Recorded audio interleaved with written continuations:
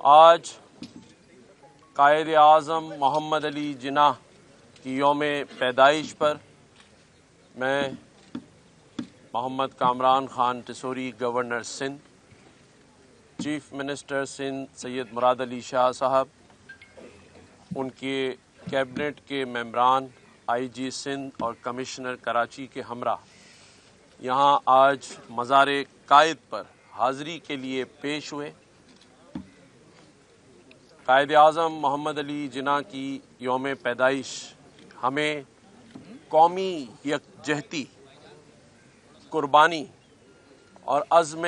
نو کی یاد دلاتی ہے۔ قائد اعظم محمد علی جناح نے اپنی حکمت عملی سے ہمیں یہ آزاد ملک پاکستان دلایا، جس میں آج ہم سب آزادی کا سانس لیتے ہیں۔ قائد اعظم محمد علی جناح نے جو اصول اس قوم کے لیے بنا کے چھوڑے، اگر آج ہماری تمام سیاسی قیادتیں اور نوجوان نسل اس پر عمل کر لے تو پاکستان کی ترقی، سالمیت اور خوشحالی یقینی ہو سکتی ہے۔ اللہ تعالیٰ نے رمضان المبارک میں یہ پیارا وطن پاکستان ہمیں عطا کیا ہے، اور آج کئی سالوں کے بعد میں یہ سمجھتا ہوں کہ جہاں 2025 ہمیں کئی شہادتوں اور شہیدوں کی یاد دلاتا رہے گا، وہاں کیونکہ سال کا آخر ہے اور اب ہم کچھ ہی دنوں بعد نئے سال میں شامل ہو جائیں گے، لیکن 2025 پاکستان کی تاریخ میں سنہری لفظوں سے بھی لکھا جائے گا، جہاں پاکستانی قوم نے سے کئی گنا زیادہ طاقتور ملک سے جنگ جیتی ہے۔ ہم ایک فاتح قوم قرار پائے ہیں دنیا میں، اور آج واشنگٹن میں ایک جزیرے نے یہ تحریر لکھ چھوڑی ہے کہ پاکستان کئی برسوں کے بعد دنیا میں توجہ کا مرکز بن گیا ہے۔ پاکستان نے اپنی بہترین حکمت عملی سے یہ ثابت کر دیا ہے، یہ میں نہیں کہہ رہا، یہ ان کا ایک اور میگزین فارن پالیسی لکھتا ہے کہ جو ٹرمپ کی خارجہ پالیسی ہے اس میں پاکستان ونر اور بھارت لوزر قرار دیا گیا ہے، اور آج اس فتح کا صحرا پاکستان کے فیلڈ مارشل جنرل حافظ عاصم منیر کے سر جاتا ہے، کیونکہ ان کی دو ٹوک پالیسیز نے آج پاکستان کو اپنے اس خطے میں اور دنیا میں ایک اہم ترین ملک قرار دلوا دیا ہے۔ الحمدللہ آج یہی میگزین، یہی اخبارات دنیا کے لکھ رہے ہیں کہ پاکستان کی بہترین عسکری حکمت عملی نے وہ اعتماد کئی برسوں کے بعد پاکستان پر بحال کر دیا ہے۔ آج پاکستان کا سی پیک کا دوسرا مرحلہ عالمی سطح پر پھر سے دوبارہ اس بات پر آ چکا ہے کہ اسے کمپلیٹ ہونا چاہیے۔ آج پاکستان نے کئی برسوں کے بعد افغانستان کے معاملے میں دو ٹوک پالیسی کا اعلان کیا، یہ اس سے پہلے کبھی نہیں ہوا۔ وزیر اعظم کی قیادت میں، صدر مملکت آصف علی زرداری صاحب کی قیادت میں اور فیلڈ مارشل جنرل حافظ عاصم منیر کی قیادت میں دو ٹوک فیصلہ کیا گیا کہ اب ہم نے افغانستان کے بارے میں فیصلہ کر لیا ہے۔ آج پاکستان نے دنیا کو یہ بتا دیا ہے کہ انتہا پسندی کا معاملہ ہو تو اس پر بھی پاکستان نے دو ٹوک فیصلہ لے لیا ہے۔ اب پاکستان اپنی معاشی اڑان اڑنے کے لیے وہ تمام فیصلے کر رہا ہے جو کئی برسوں سے، کئی دہائیوں سے نہیں لیے گئے تھے۔ آج جیسے میں نے کہا کہ پاکستان دنیا میں توجہ کا مرکز بنا ہوا ہے، تو وہاں پر اس ملک میں چھوٹے چھوٹے ایشوز کے اندر کچھ سیاسی جماعتیں، دینی طبقے سے تعلق رکھنے والی شخصیات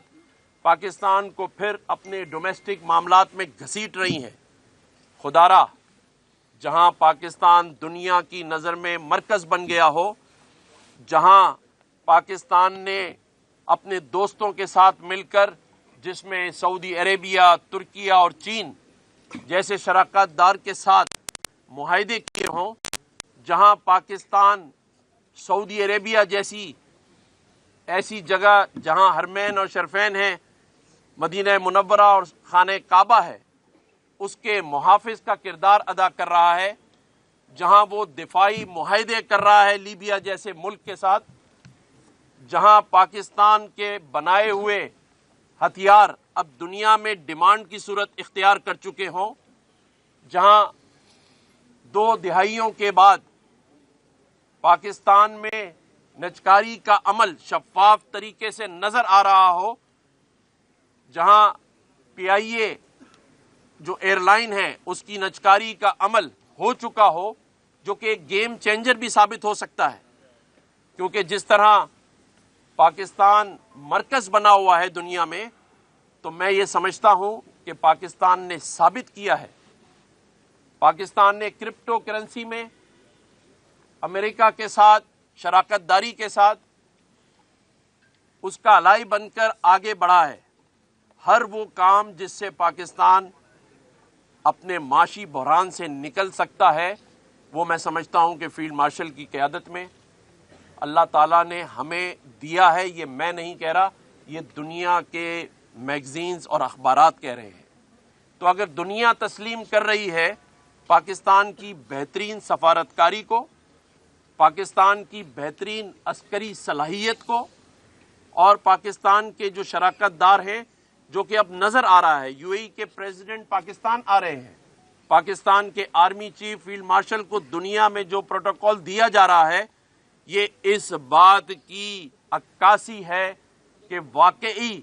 پاکستان اپنی بہترین حکمت عملی، عسکری صلاحیت کی وجہ سے اور 5 گنا زیادہ طاقتور ملک کو شکست دینے کے بعد آج اس خطے میں ایک اہم ترین ملک بن چکا ہے۔ الحمدللہ پاکستان اللہ کی مہربانی سے ایک طاقتور ملک بن چکا ہے اور اسے دنیا تسلیم کر رہی ہے۔ خدارا اب ہمیں بھی تسلیم کر لینا چاہیے، خاص طور پر جو مذاکرات کو نہیں مانتے، پی ٹی آئی کے دوست، خاص طور پر اڈیالہ میں بیٹھا ایک مغرور اور تکبر زدہ شخص جس نے 4.5 سال کا تو حساب دیا نہیں اور دوبارہ حکومت میں آنے کے لیے اسلام آباد پر چڑھائی کرتا ہے۔ تو میں انہیں بتا دینا چاہتا ہوں کہ اس وقت اسلام آباد طاقت کا مرکز بن چکا ہے۔ الحمدللہ اب کوئی فائدہ نہیں ہوگا، بلکہ میں کہتا ہوں کہ ان سے مذاکرات بند کر دینے چاہیے،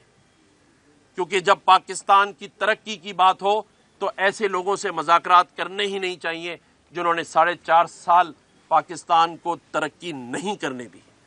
پاکستان کی ترقی کی رکاوٹ میں ان کا پیر ہی بھاری تھا۔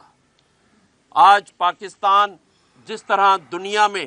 اپنا مقام بنا چکا ہے، میں سمجھتا ہوں کہ پوری قوم کو اس پر مبارکباد دینی چاہیے